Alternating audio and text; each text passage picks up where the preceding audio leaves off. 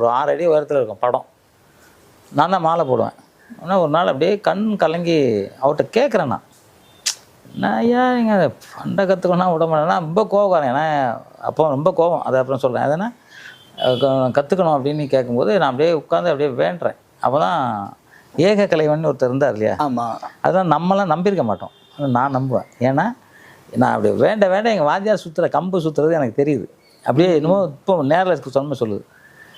ஏன் நம்ம எடுத்து சுற்றி பார்க்கலான்னு சுற்றுறேன். சுற்ற ஆரம்பித்தேன். ஃபஸ்ட்டு சுற்றுறேன். எனக்கு நல்லா வர ஆரம்பிச்சு. ஓகே, இந்த பசங்களாம் கற்றுக்குவாங்களா, அதெல்லாம் ஒரு மாதத்தில் இவனுங்க எல்லாம் சுற்றுறோட வேகமாக கொண்டு போய் சுற்ற ஆரம்பிச்சிட்டேன். சரி சரி. என்கிட்ட இவ்வளோ பெரிய உலக்கை ஒன்று இருந்துச்சு ஸ்கூலில். அந்த உலக்கை எடுத்து சுற்ற ஆரம்பித்தேன். இவங்கெல்லாம் அதை சுற்ற மாட்டாங்க. உலக்கை எடுத்து சுற்ற ஆரம்பித்தேன். இப்போ என்ன பண்ணால் டைம் இல்லை. ஆனால் 2 மணிக்கு வர ஆரம்பித்தேன்.